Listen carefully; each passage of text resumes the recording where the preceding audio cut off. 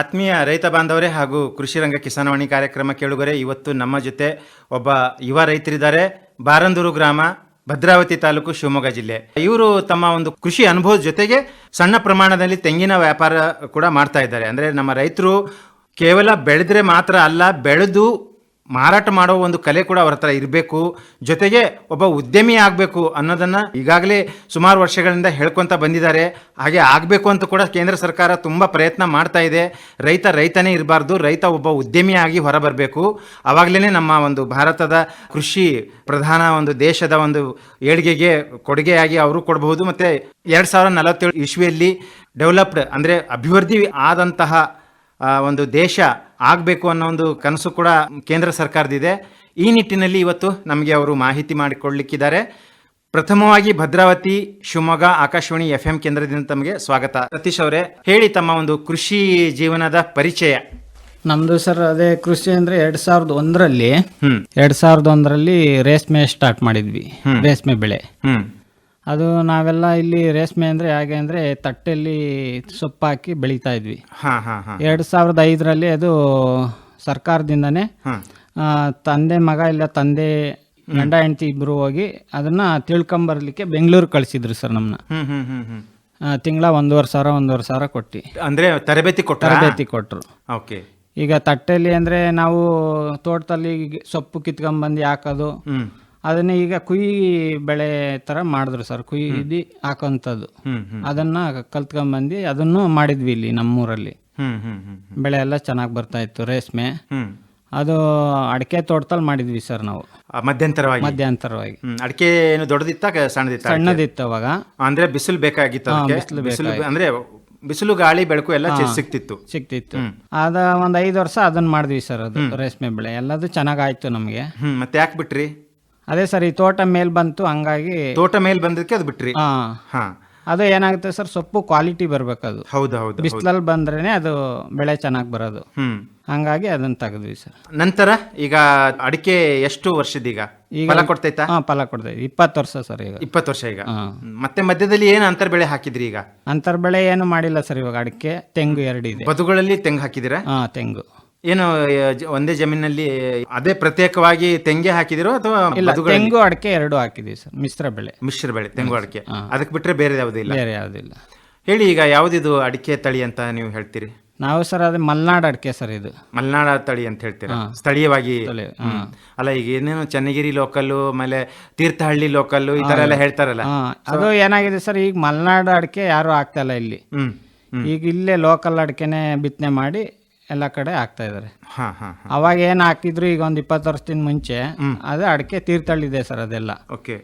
ಸಸಿಗಳು ಎಲ್ಲಿಂದ ತಗೊಂಡು ಬಂದಿದ್ರಿ ನೀವು? ನಾವಲ್ಲೇ ತೀರ್ಥಹಳ್ಳಿಯಿಂದ ಬೀಜ ತಂದು ಮಾಡಿದ್ವಿ ಸರ್. ಬೀಜ ತಂದು ಸಸಿಗಳು ಮಾಡಿದ್ವಿ. ಹೇಗೆ ಅದು ಬೀಜ ಆಯ್ಕೆ ಮಾಡ್ಕೋಬೇಕಾದ್ರೆ ಯಾವ ಒಂದು ಮಾನದಂಡ ತಾವು ಅನುಸರಿಸಿದ್ರಿ? ಅದು ಸರ್ ಒಂದು 30 ವರ್ಷ ಆಗಿರ್ಬೇಕು ಅದಕ್ಕೆ ಏಜ್. ಅದೆಲ್ಲ ಖಾತ್ರಿ ಪಡಿಸ್ಕೊಂಡಿದ್ದೀರ? ಅದೆಲ್ಲ ಎಲ್ಲ ಸರ್ ಖಾತ್ರಿ ಪಡಿಸ್ಕೊಂಡು ಅಲ್ಲೇ ತೋಟದಲ್ಲಿ ಹೋಗಿ ನಮ್ಗೆ ಯಾವ್ದು ಸೆಲೆಕ್ಷನ್ ಆಗುತ್ತೆ ಅದನ್ನ ತಗೊಂಡು ತಂದು ಇಲ್ಲಿ ಬೀಜವನ್ನು ಬಿತ್ತನೆ ಮಾಡ್ತೀವಿ ಸರ್. 1 ವರ್ಷ 2 ವರ್ಷ ಬೆಳೆದಿ ಬಿಡೋಂಥದ್ದಲ್ಲ ಸರ್, ಅದು 100 ವರ್ಷ ಬೆಳೆಯಂಥದ್ದು. ಈಗ ನೀವು ಅದನ್ನ ಅಡಿಕೆ ಬೀಜ ತಂದು ಸಸಿ ಮಾಡಿದಿರಲ್ಲ, ಹುಟ್ಟೋ ಪ್ರಮಾಣ ಎಷ್ಟಿತ್ತು? ಅದೇ ಸರ್ 100 ಹುಟ್ಟಿದೆ ಅಥವಾ ಇಲ್ಲ ಸರ್, 1000 ಹಾಕಿದ್ರೆ 800 ಹುಟ್ಟುತ್ತೆ ಸರ್. 800 ಹುಟ್ಟಿದೆ. ಏನೇನು ಗೊಬ್ಬರ ಹಾಕಿದಿರಿ ಅದಕ್ಕೆ ಆರಂಭದಲ್ಲಿ? ಅಂದ್ರೆ ನರ್ಸರಿ ಮಾಡ್ತಿರಲ್ಲ, ಪಾತಿಗಳು ಮಾಡಿ ಆ ಥರ ಮಾಡಿದ್ರು ಅಥವಾ ಈ ಪ್ಲಾಸ್ಟಿಕ್ ಚೀಲಗಳಲ್ಲಿ ಇದು ಮಾಡಿದಿರಾ? ಇಲ್ಲ ಸರ್, ಅದು ನಾವೇನ್ ಮಾಡಿದ್ವಿ ಅಂದ್ರೆ ಫಸ್ಟ್ ಒಂದ್ಸಲ ಚೀಲದಲ್ಲಿ ಹಾಕಿ ನೀರ್ ಹಾಕ್ತಾ ಇದ್ವಿ. ಅದೇನಾಗುತ್ತೆ, ಅದು ಸರಿ ಬರಲ್ಲ ಸರ್. ಅದು ಪ್ರಮಾಣ ಹುಟ್ಟೋದು ಕಡಿಮೆ ಆಗುತ್ತೆ. ಒಂಥರ ನರ್ಸರಿ ಮಾಡಿದಿರಿ, ಟೊಮೆಟೊ ಎಲ್ಲ ಹೆಂಗ್ ಮಾಡ್ತಾರ ಆ ತರ ಮಾಡಿದ್ರೆ ಕ್ಲೀನ್ ಆಗಿ ಹುಟ್ಟುತ್ತೆ ಸರ್. 1000ಕ್ಕೆ 800 ಹುಟ್ಟುತ್ತೆ. ಏನೇನ್ ಹಾಕಿದ್ರಿ ಗೊಬ್ಬರ? ಅದಕ್ಕೆ ಏನು ಗೊಬ್ಬರ ಹಾಕೋದು ಏನಿಲ್ಲ ಸರ್. ಅದು ತಿಪ್ಪೆ ಗೊಬ್ಬರ ಸಾಕು. ಅಂದ್ರೆ ಮರಳು ಹಾಕ್ಬೇಕು. ಮರಳು ಹಾಕಿ ಅದಕ್ಕೆ ಬೀಜ ಹಾಕಿ ಮಾಡಿದ್ರೆ 2 ದಿವಸಕ್ಕೆ ಒಂದ್ಸಲಿ ನೀರ್ ಹಾಕ್ತಾ ಇದ್ರೆ 3 ತಿಂಗಳಲ್ಲಿ ಬರುತ್ತೆ. 3 ತಿಂಗಳಲ್ಲಿ ಬರುತ್ತೆ. ಬೇರೆ ಈ ಹುಳು ಪುಡಿಗಳದ್ದು ಏನು ಕಾಟ ಇರುತ್ತಾ? ಇಲಿಗಳು ಬೇರೆದೇನೋ? ಏನಿರಲ್ಲ ಸರ್, ಏನು ಇರಲ್ಲ. ಅದಕ್ಕೇನು ತೊಂದರೆ ಆಗಲ್ಲ. ಕಾಡು ಪ್ರಾಣಿಗಳದ್ದು ಏನಾದ್ರು ಅದೇನ್ ತೊಂದರೆ ಆಗಲ್ಲ. ಬಂದು ಏನಾದ್ರು ಕೆದ್ರ ಅದು ಅಂದ್ರೆ ಸರ್, ಅದು ಊರಲ್ಲಿದ್ರೆ ಆತರ ಏನ್ ಮಾಡಲ್ಲ. ಕಾಡು ಪ್ರದೇಶದಲ್ಲಾದ್ರೆ ಆತರ ಆಗುತ್ತೆ. ಓಕೆ. ನೀವು ಮಾಡಿದ್ದು ಊರಲ್ಲೋ ಇಲ್ಲ ಮನೆ ಹತ್ರನೇ ಮನೆ ಹತ್ರ ಮಾಡಿದ್ರಿ? ಮನೆ ಹತ್ರ ಮಾಡಿದ್ರಿ ಅಂತಂದ್ರೆ ಯಾರು ನೋಡ್ಕೊಂಡಿರ್ತಾರಲ್ಲ. ಅದಕ್ಕೆ ಏನ್ ಬೇಕು ಅದಕ್ಕೆ ಸುತ್ತ ಇದ್ ಮಾಡಿರ್ತೀವಿ ಸರ್ ನಾವು. ದನ ಕರು ನುಗ್ಗದಂಗೆ. ಆಮೇಲೆ ಈಗ ಸಸಿಗಳು ಆಯ್ಕೆ ಆಯಿತು, ಸಸಿಗಳು ಆಯ್ಕೆ ಆದಮೇಲೆ ಅದನ್ನು ನೀವು ಸಸಿ ಮಾಡಿದ್ರಿ, ಮಾಡಾದ್ಮೇಲೆ ಈಗ ಮುಖ್ಯ ಜಮೀನಿಗೆ ಹಾಕಬೇಕು. ಹೌದು. ಆವಾಗ ಗಿಡದಿಂದ ಗಿಡಕ್ಕೆ ಸಾಲಿನಿಂದ ಸಾಲಿಗೆ ಎಷ್ಟು ಅಂತರ ಇಟ್ಕೊಂಡಿದ್ರಿ? ನಾವು ಸರ್ ಸಾಲಿಂದ ಸಾಲಿಗೆ 8 ಅಡಿ ಇಡ್ತೀವಿ ಸರ್. ಯಾರು ಹೇಳಿದ್ರು ಅಥವಾ ನೀವು ಹಿಂದೆ ಮಾಡ್ತಾ ಇರೋದು ನೋಡ್ಕೊಂಡು ನೀವು ಮಾಡಿದಿರಾ? ಯಾರು ಹೇಳಿಲ್ಲ ಸರ್. ಅವಾಗೆಲ್ಲ ಏನಾಗ್ತಾ ಇತ್ತು ಅಂದ್ರೆ ಹಿಂದೆ ಎಲ್ಲ 6 ಅಡಿ ಸಾಲ ಹಾಕರು. ಅಂದ್ರೆ ಅದು ಏನು ಟ್ರ್ಯಾಕ್ಟರ್ ಹೋಗ್ಲಿ ಎತ್ತಾಗ್ಲಿ ಹೊಡೆಯಕ್ ಆಗ್ತಿರ್ಲಿಲ್ಲ, ಕೈ ಕೆಲಸ ಮಾಡ್ಬೇಕಾಯ್ತು ಸರ್. ಆಗ ಚಿಕ್ಕತಿತ್ತು, ಒಂದ್ 10 ಕುಂಟೆ 5 ಕುಂಟೆ ಮಾಡ್ತಾ ಇದ್ರು. ಇವಾಗೆಲ್ಲ ಸರ್ ಎಕರೆ ಗಟ್ಲೆ ಮಾಡ್ತಾರೆ, 5 ಎಕರೆ 10 ಎಕರೆ. ಹಂಗಾಗಿ ಈಗೆಲ್ಲ ಏನ್ ಮಾಡ್ತಾ ಇದ್ರು 9 ಅಡಿ ದಯ ಮಾಡ್ತಾರೆ ಸರ್. ಟ್ರ್ಯಾಕ್ಟರ್ ಹೊಡೆಯಂಗೆ ಮತ್ತೆ ಜೆಟ್ ಮಾಡಿದ್ರೆ ನೀರು ಎಲ್ಲದಕ್ಕೂ ಸಬ್ಸೆಂಟ್ ಆಗ ಹಂಗೆ ಮಾಡ್ತಾ ಇದಾರೆ. ಆಯ್ತು. ಈಗ ಹಾಕ್ಬೇಕಾದ್ರೆ ಗುಂಡಿಯ ಒಂದು ಸೈಜ್ ಯಾವ ರೀತಿಯಿಂದ, ಆಳ ಎಷ್ಟು ಹೋಗ್ಬೇಕು, ಅಗಲ ಎಷ್ಟು ಇರಬೇಕು, ಏನ ಸುಮ್ನೆ ಅಂದಾಜು ಒಂದಿದ್ ಮಾಡಿ ಹಾಕಿದಿರೋ ಅಥವಾ ಇಷ್ಟೇ ಇರ್ಬೇಕು ಅಂತ ಹೇಳಿ? ಸರ್ ಮೊದ್ಲೆಲ್ಲ ಏನ್ ಮಾಡ್ತಾ ಇದ್ರು ಅಂದ್ರೆ 2 ಅಡಿ ಆಳ 2 ಅಡಿ ಅಗಲ ತೆಗ್ದಿ ಅದಕ್ಕೆ ಮಣ್ಣು ಗೊಬ್ಬರ ಎಲ್ಲ ತುಂಬಿ ಆಮೇಲೆ ಸಸಿಗಳನ್ನ ನೆಡ್ತಾ ಇದ್ರು. ನೀವು ಮಾಡಿದ್ ಹೇಗೆ? ನಾವೆಲ್ಲ ಹಾಗೆ ಮಾಡಿದ್ವಿ ಸರ್. ಒಂದ್ 20 ವರ್ಷದಿಂದ ಮಾಡಿದ್ವಿ ತೋಟ, ಅದೇ ತರ ಮಾಡಿದ್ವಿ. ಇವಾಗೆಲ್ಲ ಏನಾಗಿದೆ ಅಂದ್ರೆ ಸರ್, ಅದು ಪ್ಯಾಕೆಟ್ ಎಷ್ಟಿದೆ ಅಷ್ಟೇ ಹೊಡಿತಾರೆ ಗುಂಡಿ. ಹೌದು. ಗುಂಡಿ ಹೊಡೆದು ಅಷ್ಟೇ ನೆಟ್ಟಿ ಆಮೇಲೆ ಮಣ್ಣು ಗೊಬ್ಬರ ಹಾಕಂತಾರೆ. ಆಮೇಲೆ ನೀರಿನ ವ್ಯವಸ್ಥೆ ಏನ್ ಮಾಡ್ಕೊಂಡಿದ್ರಿ ನೀವು? ನೀರು ಅದೇ ಸರ್, ನಾವು ಏನ್ ಹಾಯಿ ನೀರಿದೆ ಅಥವಾ ಕ್ಯಾನಲ್ ನೀರಿದೆಯಾ? ಚಾನಲ್ ನೀರ್ ಇದೆ, ಆದ್ರೂ ಅದು ಇಲ್ಲ ಅಂತ ಇದ್ದಾಗ ನಮಗ್ ಬೇಕು ಅಂತ ಹೇಳಿ ಬೋರು ಹಾಕ್ಸಿದ್ವಿ. ಬೋರು ಹಾಕ್ಸಿದಿರಾ? ಸೊ ಅದು ಅಂದ್ರೆ ನೀರ್ ಕಡಿಮೆ ಆದಾಗ, ಚಾನಲ್ ನೀರ್ ಕಡಿಮೆ ಆದಾಗ ಇದನ್ನ ಉಪಯೋಗಿಸ್ತೀರಿ. ಈಗ ಡ್ಯಾಮ್ ನೀರ್ ಬರುತ್ತೆ, ಭದ್ರಾ ಡ್ಯಾಮ್ ನೀರು, ಅದು ಲಾಸ್ಟ್ ಅಲ್ಲಿ ಇರೋರಿಗೆಲ್ಲ ಬರಲ್ಲ ಸರ್. ಅದು ಹೌದೌದು, ಟೇಲ್ ಎಂಡ್ ಅಂತ ಹೇಳ್ತಾರೆ, ಟೇಲ್ ಎಂಡ್ ಫಾರ್ಮರ್ಸ್ ಅಂತ ಹೇಳ್ತಾರೆ. ಅಂದ್ರೆ ಕೊನೆ ಇರೋರಿಗೆ ಸಿಗೋದಿಲ್ಲ. ಯಾಕಂದ್ರೆ ಅವ್ರವರಲ್ಲಿ ಪಾತಿ ಕಟ್ಕೊಂಡು ಅಲ್ಲೆಲ್ಲೇ ನಿಲ್ಸ್ಕೊಂತಾರೆ ಅಲ್ವಾ? ನಿಲ್ಸ್ಕೊಂಡು ಮುಂದೆ ಹರಿವೆ ಅಲ್ಲ, ಅವ್ರು ಆ ಜಮೀನಿಗೆ ಎಷ್ಟು ಬೇಕಷ್ಟು ಉಪಯೋಗಿಸ್ಕೊಳ್ಳೋದಿಲ್ಲ, ಫುಲ್ ಹರಿದು ಹೋಗ್ಬೇಕು, ಜಾಸ್ತಿ ಆಗೋ ತನಕನೂ ಬಿಡೋದೇ ಇಲ್ಲ. ಹಾಗಾಗಿ ಕೊನೆ ರೈತರಿಗೆ ಸಿಗೋದಿಲ್ಲ. ಸೊ ಇದರಲ್ಲಿ ಈಗ ತಾವು ಡ್ರಿಪ್ ಏನಾದರೂ ಉಪಯೋಗಿಸ್ತಾ ಇದ್ದೀರಾ? ಡ್ರಿಪ್ ಇಲ್ಲ ಸರ್, ನಾವು ಡ್ರಿಪ್ ಮಾಡಿ ಕೆಲವರೆಲ್ಲ ಮಾಡಿದ್ರು ಸರ್. ಅದು ಸ್ಪ್ರಿಂಕ್ಲರು ಡ್ರಿಪ್. ಈಗ ನಾವು ಸ್ಪ್ರಿಂಕ್ಲರ್ ಮಾಡಿದೀವಿ. ಡ್ರಿಪ್ ಮಾಡಿದಿರಿ? ಅದು ಈಗ ಅಡಿಕೆಗೆ ಏನ್ ಮಾಡಿದೀರಾ? ಅಡಿಕೆಗೆ ಅಂತಾನೆ.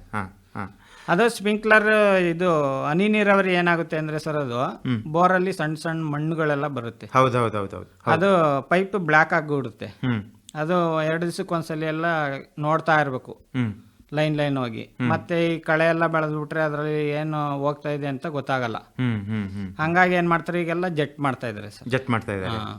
ಇದು ಒಟ್ಟಿಗೆ ಹಾಕಿದಿರಾ ತೆಂಗಿನ ಸಸಿ ಅಥವಾ ತೆಂಗು ಮೊದ್ಲಿತ್ತ? ತೆಂಗು ಮೊದ್ಲಿತ್ತು ಸರ್, ನಿಮ್ಮ ಪೂರ್ವಜರು ಹಾಕಿರೋದಿತ್ತು, ನಮ್ಮ ತಂದೆಯವರು ಮಾಡಿದ್ರು. ಎಷ್ಟು ಎಕರೆ ಹೊಂದಿದ್ರಿ ತಾವು ಜಮೀನು? ನಮ್ದು 3 ಎಕರೆ ಇದೆ. 3 ಎಕರೆಯಲ್ಲಿ ಅಡಿಕೆ, ತೆಂಗು, ಮತ್ತೆ ಬೇರೆ ಯಾವುದು ಹಣ್ಣಿನ ಗಿಡಗಳು ಏನಾದ್ರು ಹಾಕಿದೀರಾ? ಮಾವಾಗ್ಲಿ, ಬೇರೆ ಪೇರ್ಲೆ ಆಗ್ಲಿ, ಬೇರೆದು ಹೂವಿನ ಗಿಡಗಳು ಈ ತರದ್ ಏನಾದ್ರು? ಅದೇನು ಹಾಕಿಲ್ಲ ಸರ್, ಹಲಸಿನ ಗಿಡ ಹಾಕಿದೀವಿ. ಹಲಸಿನ ಗಿಡ ಹಾಕಿದೀರಾ? ಹಲಸು ಯಾವುದು ಇಲ್ಲೇ ಅಂದ್ರೆ ಲೋಕಲ್ ನಿಮ್ಮಲ್ಲಿ ಸಿಗೋದು, ಲೋಕಲ್ ಸ್ಥಳೀಯವಾಗಿ ಸಿಗೋದು ಹಾಕಿದಿರಿ? ಅದರಲ್ಲಿ ಏನಾದ್ರು ವಿಶೇಷ ಬೆಂಗಳೂರು ಹೋಗಿ ಹೆಸರುಘಟ್ಟದಿಂದ ಇಲ್ಲ ಲಾಲ್ಬಾಗಿಂದ ತಂದು ಏನಾದ್ರು ಆತರ ಹಾಕಿದೆ? ಮಾಮೂಲಿ ಏನ್ ಸಿಗುತ್ತೆ ಊರಲ್ಲಿ, ಊರ್ ಸುತ್ತಮುತ್ತ ಇರುತ್ತಲ್ಲ ಅದನ್ನೇ ಹಾಕಿದ್ರಿ? ಹೇಗೆ ಅದು ಹಣ್ಣು ಕೊಡೋದು ಯಾವ ರೀತಿಯಿಂದ? ಚೆನ್ನಾಗಿ ಕೊಡುತ್ತಾ ಹಣ್ಣು? ಸರ್ ಚೆನ್ನಾಗಿ ಬರುತ್ತೆ. ಹೇಗಿದೆ ಅದರ ಒಂದು ಕೀಪಿಂಗ್ ಕ್ವಾಲಿಟಿ ಅಂತ ಹೇಳ್ತೀವಿ, ಅಂದ್ರೆ ಶೇಖರಣಾ ಸಾಮರ್ಥ್ಯ? ಅಂದ್ರೆ ಕೆಲವೊಂದು ನೋಡಿದಿರಲ್ಲ ನೀವು, ಹಣ್ಣು ಏನು ಈಗ ತಿಕ್ಕ ತಕ್ಷಣ ತಿನ್ಬೇಕು, ಇಲ್ಲಾಂದ್ರೆ ಕೆಟ್ಟ ಹೋಗ್ತದೆ. ಸೊ ನೀವು ನಿಮ್ಮದು ಯಾವ ರೀತಿಯಿಂದ ಇದೆ? ಅದು ಸರ್ ಏನಾಗುತ್ತೆ ಅಂದ್ರೆ, ಈ ಹಲಸಿನ ಗಿಡಕ್ಕೆ ನೀರು ಯಥೇಚ್ಛವಾಗಿ ಇರಬಾರ್ದು ಅಂತ ಹೇಳ್ತೀರಾ? ಡ್ರೈ ಲ್ಯಾಂಡ್ ಅಲ್ಲಿ ಬರ್ಬೇಕು. ಅದು ಸ್ಪೀಟ್ ಇರುತ್ತೆ ಸರ್. ಅದು ಈ ಡ್ರೈ ಲ್ಯಾಂಡ್ ನೀರಾದ್ರೆ, ಜಾಸ್ತಿ ನೀರಾವರಿ ಇಲ್ಲಿ ಇದ್ರೆ ಹಣ್ಣು ಟೇಸ್ಟ್ ಬರಲ್ಲ. ಓಕೆ. ಅದು ಕೂಡ ಸೇಮ್ ಅದೇ ಒಂದು ಸಮಯದಲ್ಲಿ ಹಾಕಿದಿರೋ ಇಲ್ಲ ಹಳೇದಿತ್ತ? ಏನ್ ಕತೆ? ಇಲ್ಲ ಸರ್, ಈಗ ಹಾಕಿರೋದು. 10 ವರ್ಷದಿಂದ ಹಾಕಿರೋದು. 10 ವರ್ಷದಿಂದ ಹಾಕಿದೆ, ಫಲ ಕೊಡ್ತಾ ಇದೆ? ಕೊಡ್ತೇವೆ. ಆಮೇಲೆ ಈಗ ಕಳೆಗಳ ಒಂದು ನಿರ್ವಹಣೆಗೆ ಸುಮಾರು ನಮ್ಮಲ್ಲಿ ಮಲೆನಾಡು ಅಂದ ತಕ್ಷಣ ಸೋಮಾರಿತನ ಜಾಸ್ತಿ, ಯಾಕಂತಂದ್ರೆ ನೀರು ಯಥೇಚ್ಛವಾಗಿ ಸಿಗುತ್ತಲ್ಲ, ಹಾಗಾಗಿ ಕಳೆನಾಶಕ ಉಪಯೋಗಿಸ್ತಾರೆ. ಸ್ವಲ್ಪ ಸೋಮಾರಿತನ ಜಾಸ್ತಿ, ನೀರು ಯಥೇಚ್ಛವಾಗಿ ಸಿಗುತ್ತೆ ನೋಡ್ರಿ, ಹಾಗಾಗಿ ಏನ್ ಮಾಡ್ತಾರೆ, ಬಿಡು ಕಳೆನಾಶಕ ಹೊಡೆದ್ಬಿಟ್ರೆ ಆಯ್ತಲ್ಲ ಅಂತ ಹೇಳ್ತಾರೆ. ಇಲ್ಲ ಸರ್, ಕಳೆನಾಶಕ ಹೊಡಿಬಾರ್ದು. ಅಲ್ಲ, ನೀವೇನ್ ಮಾಡ್ತಾ ಇದ್ದೀರಿ? ನಾವು ಕಳೆನಾಶಕ ವರ್ಷಕ್ಕೆ ಒಂದ್ಸಲ ಸ್ಪ್ರೇ ಮಾಡ್ತೀವಿ ಸರ್. ಬದುಗಳಲ್ಲಿ ಮಾಡ್ತಿರೋ ಇಲ್ಲ ಮಧ್ಯದಲ್ಲಿ? ತೋಟಕ್ಕೆಲ್ಲ ಮಾಡ್ತೀವಿ, ವರ್ಷಕ್ಕೆ ಒಂದ್ಸಲ ಮಾಡ್ತೀವಿ ಸರ್. ವರ್ಷಕ್ಕೊಂದ್ಸಲ ಮಾತ್ರ? ಕೆಲವರು ವರ್ಷಕ್ಕೆ 2 ಸಲ 3 ಸಲ. ಯಾವ ಸಮಯದಲ್ಲಿ ಮಾಡ್ತೀರಿ? ನಾವು ಜೂನ್ ಟೈಮಲ್ಲಿ ಮಾಡ್ತೀವಿ ಸರ್. ಜೂನ್. ಹಾ ಹಾ ಹಾ ಅಂದ್ರೆ ಎಲ್ಲ ಅಡಿಕೆ ಎಲ್ಲ ಫಸ್ಲಿಗೆ ಬಂದಿರುತ್ತಲ್ಲ ಸರ್, ಕುಯ್ಯುವ ಟೈಮಲ್ಲಿ ತೋಟ ಕ್ಲೀನ್ ಆಗಿರ್ಲಿ ಅಂತ ಹೇಳಿ ಮಾಡ್ತೀವಿ ಅದು. ಗೊಬ್ಬರದ ನಿರ್ವಹಣೆಗೆ ಬಂದ್ರೆ ಏನು ಗೊಬ್ಬರ ಕೊಡ್ತಾ ಇದ್ದೀರಿ? ಈಗ 20 ವರ್ಷದ ಒಂದು ವಯೋಮಿತಿಯ ಗಿಡ ಇದೆ ನಿಮ್ಮ ಹತ್ರ. ವರ್ಷಕ್ಕೆ ಎಷ್ಟು ಸಲ, ಎಷ್ಟು ಕಂತುಗಳಲ್ಲಿ ಯಾವ್ಯಾವ ಗೊಬ್ಬರಗಳನ್ನ ಕೊಡ್ತೀರಿ? ಅದು ಸರ್, ಒಂದು ಈ 4ನೇ ಬೀಡ್ ಕುಯ್ದಂತ ಟೈಮಲ್ಲಿ ಇದು ರಾಸಾಯನಿಕ ಗೊಬ್ಬರ ಕೊಡ್ತೀವಿ. ಮತ್ತೆ 2ನೇ ತಿಂಗಳಲ್ಲಿ ಫೆಬ್ರವರಿಗೆ ದನಿ ಗೊಬ್ಬರ ಎಲ್ಲ ತುಂಬಿ ಪಾತಿ ಮಾಡಿ ಅದು ದನಿ ಗೊಬ್ಬರ ಕೊಡ್ತೀವಿ. ವರ್ಷಕ್ಕೆ 2 ಸಲ ಕೊಡ್ತೀವಿ. ವರ್ಷಕ್ಕೆ 2 ಸಲ. ದನದ ಗೊಬ್ಬರ ಮನೆಯಲ್ಲೇ ಇದೆಯಾ? ಹಸುಗಳಿದಾವ? ಮನೆಯಲ್ಲೇ ಇದೆ ಸರ್, 1-2 ಹಸು ಇದೆ. ಸಾಕಾಗುತ್ತಾ? ಸಾಕಾಗಲ್ಲ. ಅಲ್ಲ, ಹೇಳ್ತಾರಲ್ಲ, ಒಂದು ಹಸು ಸಾಕು, 1 ಎಕರೆ 1.5 ಎಕರೆ ನಾವು ಅದರ ನಿರ್ವಹಣೆ ಮಾಡ್ಬೇಕಾದ್ರೆ ಒಂದೇ ಹಸು ಸಾಕಂತ ಹೇಳ್ತಾರೆ. ನಿಮಗೆ ಸಾಕಾಗ್ತಾ ಇಲ್ಲ? ಸಾಕಾಗಲ್ಲ ಸರ್. ಹೊರಗಿನ ತಗೊಳ್ತೀರಿ? ಮನೆದೆಷ್ಟು ಉಪಯೋಗಿಸ್ಕೊಂಡ್ಬಿಟ್ಟು ಹೊರಗಿದ್ ಕೂಡ ತರಿಸ್ತೀವಿ.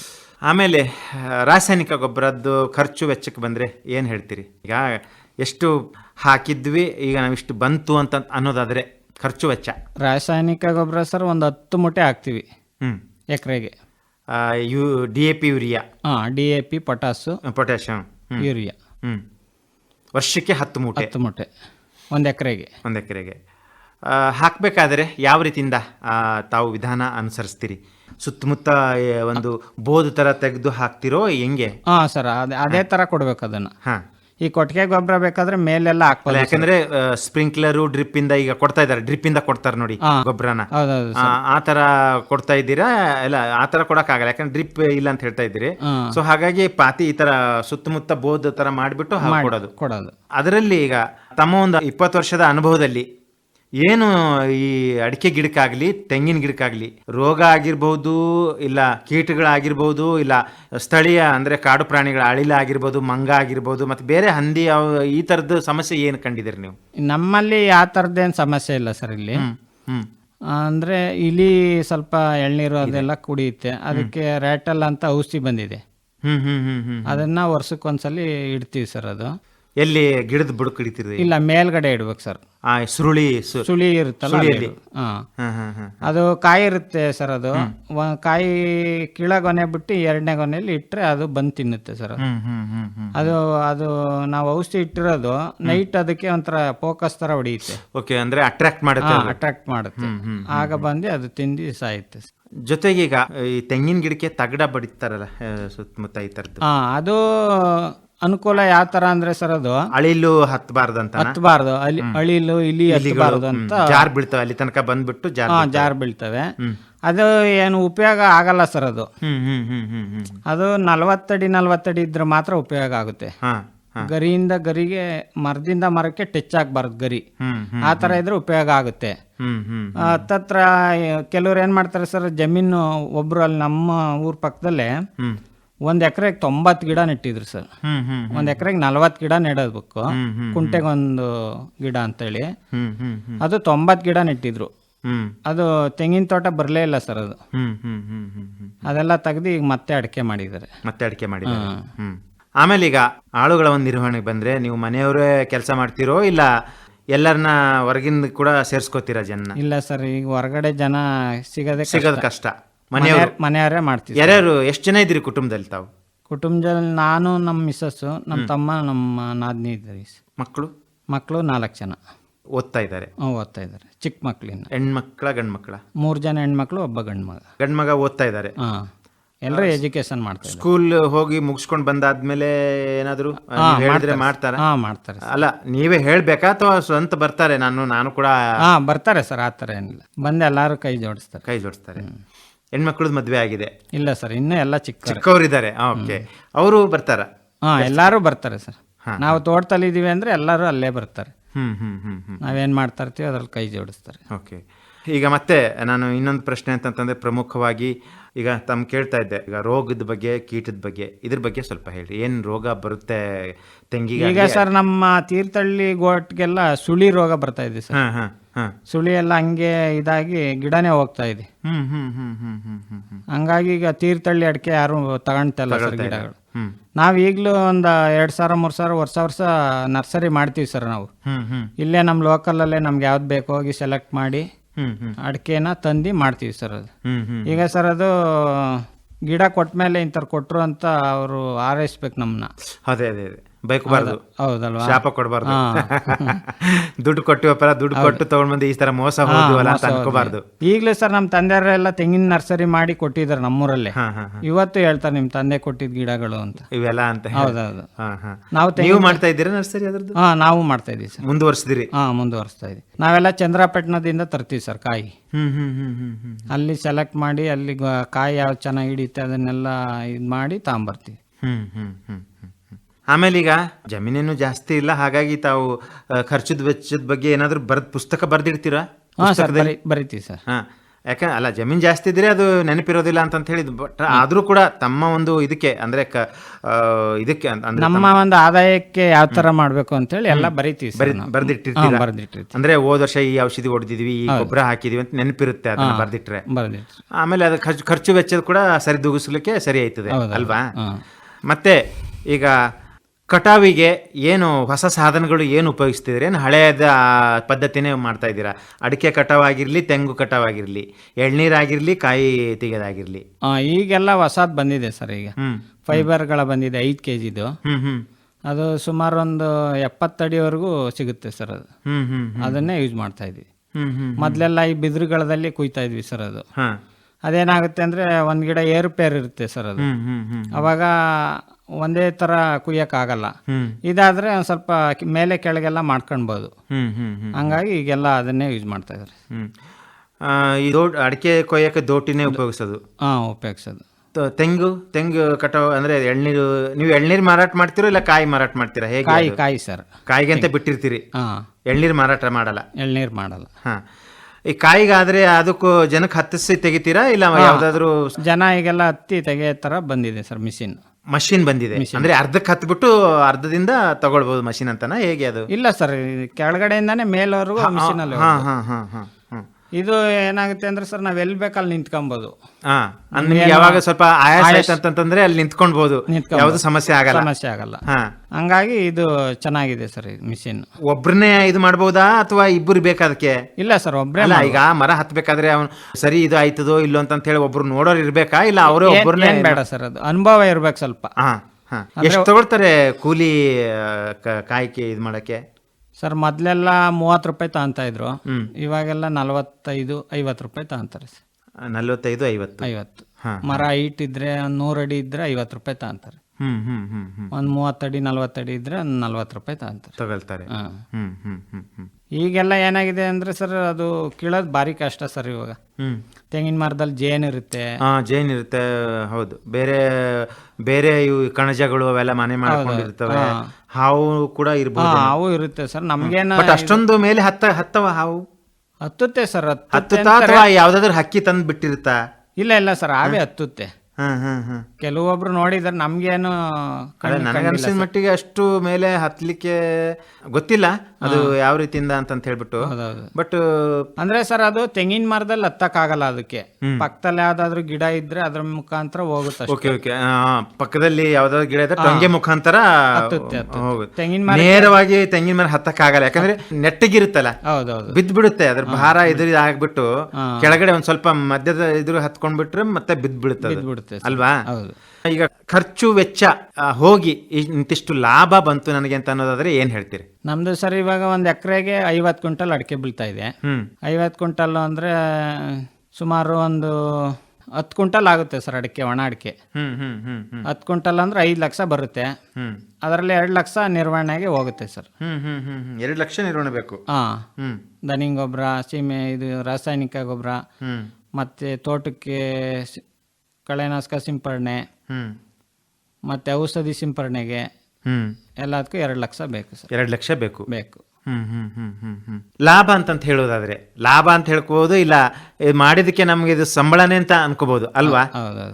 ಏನ್ ಹೇಳ್ತೀರಾ ಅದ್ರ ಬಗ್ಗೆ? ಈಗ ಸರ್ ಒಂದ್ 50,000 ಇದ್ರೆ 5 ಲಕ್ಷ ಆಗುತ್ತೆ. ಅದ್ರಲ್ಲಿ 2 ಲಕ್ಷ ಆದ್ರೆ 3 ಲಕ್ಷ ಉಳಿಯುತ್ತೆ. 3 ಲಕ್ಷ ಉಳಿಯುತ್ತೆ. ಅದೇ ನಿಮ್ ಸಂಬಳ, ಅದೇ ನಿಮ್ಮ ಒಂದು ದುಡಿಮೆಯ ಪ್ರತಿಫಲ. ಮಕ್ಕಳಾಗ್ಲಿ ಮತ್ತೆ ಮನೆಯ ಒಂದು ನಿರ್ವಹಣೆಗಾಗ್ಲಿ ಎಲ್ಲ ಒಂದು ಅದರಲ್ಲೇ ಆಗುತ್ತೆ ಸರ್. ಈಗ ತೋಟ ಅಂದ್ರೆ ಪ್ರತಿದಿನ ಕೆಲಸ ಮಾಡ್ತಕ್ಕಂಥದ್ದು ಏನಿರಲ್ದಲ್ಲ. ಹೌದು. ವರ್ಷದಲ್ಲಿ 1-2 ತಿಂಗಳು ಕೆಲಸ ಇರುತ್ತೆ. ಹಂಗಾಗಿ ಏನ್ ತೊಂದರೆ ಇಲ್ಲ. ಇದಲ್ದೇನೆ ಮತ್ತೆ ಮುಂದಿನ ಒಂದು ಯೋಜನೆಗಳಿಗೆ ಬಂದ್ರೆ ಮುಂದೆ ಮತ್ತೆ ಏನಾದರೂ ಹೊಸದಾಗಿ ಮಾಡ್ಬೇಕಂತ ಇದ್ದೀರಾ? ಇದ್ದಿದ್ರಲ್ಲೇ ಈಗ ಮಾಡಿದೀವಿ ಸರ್, ನಾವು ಕೋಳಿ ಫಾರ್ಮ್ ತರ ಮಾಡಿದೀವಿ ಅಲ್ಲೇ ತೋಟದಲ್ಲೇ. ತೋಟದಲ್ಲೇ ಎಷ್ಟು ಎಷ್ಟು ಮರಿಗಳು? ಅದು ಸರ್ ಒಂದು 10 ಕುಂಟೆ ಜಾಗದಲ್ಲಿ ಸುತ್ತ ಮೆಸ್ ಎಲ್ಲ ಹಾಕಿ ಮಾಡಿದೀವಿ. ನಾಟಿ ಕೋಳಿನ? ನಾಟಿ ಕೋಳಿ ಸಾಕೋಣ. ಮೆಸ್ ಅಂದ್ರೆ ಅಲ್ಲೇ ಬಿಡ್ಬೇಕು ಅಂತನಾ ಅಥವಾ ತೋಟದಲ್ಲಿ ತಿರ್ಕೊಂಡು ಆಯ್ಕೊಂಡು ತಿನ್ಕೊಂತ ಇರ್ತದಲ್ಲ? ಇಲ್ಲ ಸರ್, ಅದೊಂದು 10 ಕುಂಟೆ ಜಾಗದಲ್ಲಿ ಓಡಾಡ್ಕೊಂಡಿರ್ಬೇಕು ಅಂತ ಅಷ್ಟೇ. ಮೆಶ್ ತರ ಹಾಕಿದಾಗ ಮೆಸ್ ತರ ಹಾಕಿ ಸುತ್ತ ಎಲ್ಲ ಮಾಡಿ ಮನೆ ಮಾಡಿ ಅಲ್ಲೇ ಇರಂಗೆ ಮಾಡ್ತಾ ಇದೀವಿ. ನಾಟಿ ಕೋಳಿ ಮೊಟ್ಟೆ ಎಲ್ಲ ಈಗ ತುಂಬಾ ಬೇಡಿಕೆ ಇದೆ ಸರ್ ಈಗ. ಹೌದು ಹೌದು ಹೌದು ಹೌದು. 15 ರೂಪಾಯಿ ಒಂದಾದ್ರು ಅಲ್ಲೇ ಬಂದು ತಗೊಂಡು ಹೋಗ್ತಾರೆ ಅಲ್ವಾ? ಆಮೇಲೆ ಮಾಂಸ ಕೂಡ ನಾಟಿ ಕೋಳಿ ಅಂದ್ರೆ ಸ್ವಲ್ಪ ಜಾಸ್ತಿ ಅಲ್ಲೂ ಕೂಡ ತಗೊಂಡು ಹೋಗ್ತಾರೆ. ನೀವು ಮಾರ್ಕೆಟಿಗೆ ಹೋದ್ರು ಕೂಡ ಯಾವ್ದು ತೊಂದರೆ ಇಲ್ಲ ಅಲ್ವಾ? 500 ರೂಪಾಯಿ ಕೆಜಿ ಹೋಗ್ತಾ ಇದೆ ಸರ್. 500 ರೂಪಾಯಿ ಕೆಜಿ. ಸೊ ಈಗ ಅದು ಇನ್ನು ಹಾಕ್ಬೇಕಂತಂದ್ರೆ ಶುರು ಮಾಡಿದ್ದೀರಾ? ಎಲ್ಲ ಮಾಡಿದೀವಿ ಸರ್. ಇವಾಗ ಮರಿಗಳು ತರಬೇಕು. ಮರಿಗಳು ತರಬೇಕು. ಮರಿಗಳು ಎಲ್ಲಿ ಕೇಳಿದಿರಿ? ಪಕ್ಕದ ರೈತರ ಹತ್ರನ ಇದ್ ಮಾಡ್ಕೊಂಡಿದಿರೋ ಇಲ್ಲ ಎಲ್ಲಿಂದ ತರ್ಬೇಕು ಅನ್ಕೊಂಡಿದ್ದೀರಾ? ಸರ್, ಪಕ್ಕದ ರೈತರ ಹತ್ರ ಎಲ್ಲ ಹೇಳಿದ್ವಿ ತಗೊಂಬರ್ಬೇಕು. ಅದು ಮೈಸೂರು ನಾಟಿ ಸಿಗುತ್ತೆ ಸರ್. ಅದು ಟೇಸ್ಟ್ ಇರಲ್ಲ ಅದು. ಹಂಗಾಗಿ ರೈತರ ಹತ್ರ ತಗೊಂಡು ಮಾಡೋದೇ ಚೆನ್ನಾಗಿ ಬರುತ್ತೆ ಅದು. ಓಕೆ, ನಾಟಿ ಕೋಳಿ. ಆಮೇಲೆ ಈಗ ಅದಕ್ಕೆ ಪೂರಕವಾಗಿ ತರಬೇತಿ ಏನಾದರೂ ತಗೊಂಡಿದ್ದೀರಾ? ಮರಿಗಳು ಸಾಕ್ಬೇಕಂದ್ರೆ ಅದಕ್ಕೆ ಎಷ್ಟು ಆಹಾರ ಬೇಕಾಯ್ತದೆ, ನೀರಿನ ಪ್ರಮಾಣ ಎಷ್ಟು ಕೊಡಬೇಕು, ಆಹಾರದ ಪ್ರಮಾಣ ಎಷ್ಟು ಕೊಡಬೇಕು, ಏನೇನು ಇರಬೇಕು ಆಹಾರ ಅದರಲ್ಲಿ? ಯಾಕಂದ್ರೆ ನೀವು ಕೂಡು ಪದ್ಧತಿ ಹೇಳ್ತಾ ಇದ್ದೀರಾ, ಮೆಶ್ ಹಾಕ್ಬಿಟ್ಟು ಅಲ್ಲೇ ಇರ್ಬೇಕು ಅಂತ ಹೇಳ್ತಾ ಇದ್ರೆ, ಹಂಗೆ ಬಿಟ್ಬಿಟ್ರೆ ತೋಟದಲ್ಲಿ ಮೈಕೊಂಡು ಬಂದ್ಬಿಟ್ಟು ಒಂದು ಗೂಡಲ್ಲೆಲ್ಲ ಕುತ್ಕೊಂಡ್ ಬಿಡ್ತಿದ್ವು ಅಲ್ವಾ? ಈಗ ಮೆಶ್ ಅಂತ ಹೇಳ್ಬೇಕಾದ್ರೆ ಅದಕ್ಕೆ ಆಹಾರ ಕೊಡ್ಲೇಬೇಕಲ್ಲ? ಕೊಡ್ಲೇಬೇಕು ಸರ್, ಮೇಲಿಂದ ಆಹಾರ ಕೊಡ್ಲೇಬೇಕು ಅಲ್ವಾ? ಸೊ ಅದಕ್ಕೇನು ಒಂದು ಇದು ಮಾಡಿದ್ದೀರಾ? ಅದಕ್ಕೆ ಸರ್ ಭತ್ತ ಮತ್ತೆ ಜೋಳ ಮತ್ತೆ ರಾಗಿ ಎಲ್ಲ ಸಿಗುತ್ತೆ ಸರ್. ಅದು ಅದನ್ನ ತಂದು ಎಲ್ಲ ಮಿಕ್ಸ್ ಮಾಡಿ ಮಾಡ್ಬೇಕಂತ ಇದ್ದೀರಾ? ಮಾಡ್ಬೇಕು ಅಂತ ಇದೆ. ಓಕೆ.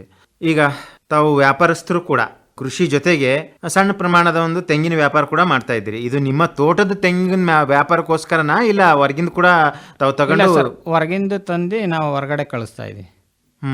ಹೇಗೆ, ಯಾವ ರೀತಿಯಿಂದ ಮಂಡಿ ಇಟ್ಕೊಂಡಿದ್ದೀರಾ? ಯಾವ ರೀತಿಯಿಂದ? ಇಲ್ಲ ಸರ್, ಅದು ಇಲ್ಲೇ ಹೊರಗಡೆಯಿಂದ ಎಲ್ಲ ತಂದು ಒಂದು 10,000 20,000 ಲಾಟ್ ಆದ್ಮೇಲೆ ಪೂನಾ ಬಾಂಬೆ ಕಳಿಸ್ತಾ ಇದೀವಿ. ಬೇಡಿಕೆ ಮೇಲೆ ಕಳಿಸ್ತಿರೋ ಇಲ್ಲ ನಿಮ್ಗೆ ಗೊತ್ತಿರೋ ಒಬ್ರು ಗ್ರಾಹಕರ ಮುಖಾಂತರ ಕಳಿಸ್ತೀರಾ ಅಥವಾ ಏಜೆನ್ಸಿ ಮುಖಾಂತರ? ಅಲ್ಲಿ ಏಜೆನ್ಸಿ ಇರುತ್ತೆ ಸರ್, ಅಲ್ಲಿ ಅವ್ರ ಕಡೆಯಿಂದ ಕಳಿಸ್ತಾ ಇದೀವಿ. ಹೇಗೆ ಅದು? ಈಗ ಏಜೆನ್ಸಿಗೆ ಅಂದ್ರೆ ನೀವೇನಾದ್ರೂ ಅವ್ರಿಗೆ ಕಮಿಷನ್ ಕೊಡ್ಬೇಕಾ? ಸರ್, ಕಮಿಷನ್ ಕೊಡ್ಬೇಕು. ನಿಮ್ಗೆ ಎಷ್ಟು ಹೇಳಿರ್ತಾರೆ? ಎಷ್ಟು ಒಂದು ಕಾಯಿಗೆ ಲೆಕ್ಕನ ಅಥವಾ ಕುಂಟಲ್? ಈಗ ಸರ್ ಇಲ್ಲಿ 50 ರೂಪಾಯಿ ಕೆಜಿ ನಡೀತಾ ಇದೆ ಇಲ್ಲಿ ಲೋಕಲ್ ಅಲ್ಲಿ. 50 ರೂಪಾಯಿ ಕೆಜಿ ಅಂದ್ರೆ ಒಂದೇ ಬರುತ್ತೆ ಅಲ್ವಾ? ಒಂದೇ ಕಾಯಿ ಬರುತ್ತೇನೋ? ಇಲ್ಲ ಎರಡು ಬರುತ್ತೆ. ಸಣ್ಣದಾಗಿದ್ರೆ ಎರಡು ಬರುತ್ತೆ. ಕೆಲವೊಂದೊಂದು ಒಂದೇ ಬರುತ್ತೆ, ದೊಡ್ಡದಿದ್ರೆ ಕೆಲವು ಇಲ್ಲ ಅಂದ್ರೆ ಎರಡು ಬರುತ್ತೆ. ಅರ್ಧ ಕೆಜಿ ಬರುತ್ತೆ. ಅದಂದ್ರೆ ಸರ್ ಅದು ಹೆಂಗಾಗುತ್ತೆ, ಟನ್ ಲೆಕ್ಕ ಹೋಗುತ್ತೆ ಸರ್ ಅಲ್ಲಿ. ಟನ್ ಲೆಕ್ಕ. ಸಣ್ಣದಿರ್ಲಿ ದೊಡ್ಡದಿರ್ಲಿ ತೂಕದ ಲೆಕ್ಕ.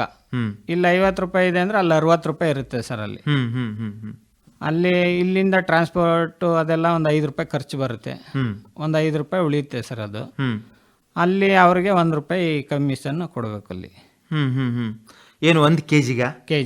ಯಾರು ಏಜೆನ್ಸಿ ಇರ್ತಾರೆ ಅವ್ರಿಗೆ ಹೋಗುತ್ತೆ ಅದು? ಅವ್ರಿಗೆ ಹೋಗುತ್ತೆ. ಹಣ ಯಾವ ರೀತಿಯಿಂದ ಪಾವತಿ ಮಾಡ್ತಾರೆ? ಮಾಲ್ ನಿಮ್ಮ ಹತ್ರ ಅದನ್ನ ಕಾಯಿಗಳು ತಗೊಂಡ ತಕ್ಷಣವೇ ಅಲ್ಲೇ ಆನ್ ದ ಸ್ಪಾಟ್ ಅಂದ್ರೆ ಅಲ್ಲೇ ಪೇಮೆಂಟ್ ಮಾಡ್ತಾರ ಇಲ್ಲ ಅಲ್ಲಿ ಟೆಂಡರ್ ಆಗ್ಲಿ ಅಥವಾ? ಇಲ್ಲ ಸರ್, ಅದು ಈಗ ಒಂದ್ ಲೋಡ್ ಅಂದ್ರೆ ಒಂದ್ 20,000 ಬೇಕು ಸರ್. ಅದಕ್ಕೆ 10 ಟನ್ ಬರುತ್ತೆ.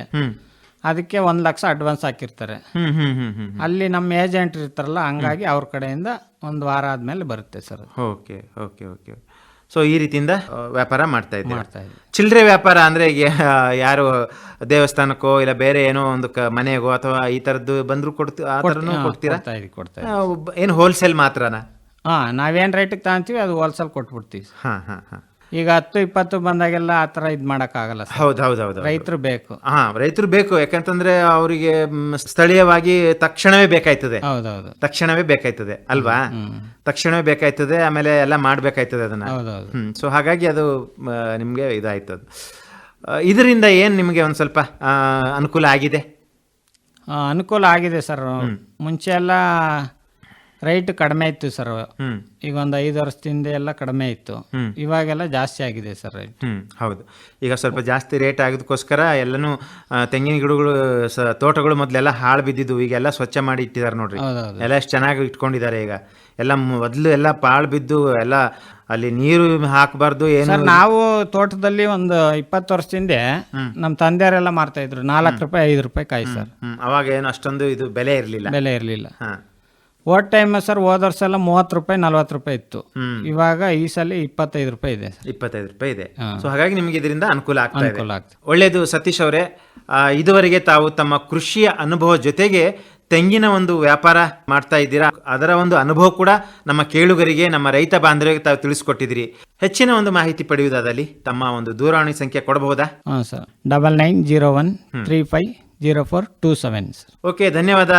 ನಿಮ್ಮ ಮುಂದಿನ ಯೋಜನೆಗಳು ಯಶಸ್ವಿ ಆಗಲಿ ಅಂತ ಹೇಳಿ ನಾವು ಕೂಡ ಆಶಿಸುತ್ತಾ ಈ ಒಂದು ಕಾರ್ಯಕ್ರಮದಲ್ಲಿ ಭಾಗವಹಿಸಲಿಕ್ಕೆ ಭದ್ರಾವತಿ ಆಕಾಶವಾಣಿ FM ಮತ್ತೆ ಶಿವಮೊಗ್ಗ ಆಕಾಶವಾಣಿ FM ಕೇಂದ್ರದಿಂದ ತಮಗೆ ಮತ್ತೊಮ್ಮೆ ಧನ್ಯವಾದಗಳನ್ನು ಅರ್ಪಿಸುತ್ತಾ ನಮಸ್ಕಾರ. ನಮಸ್ತೆ.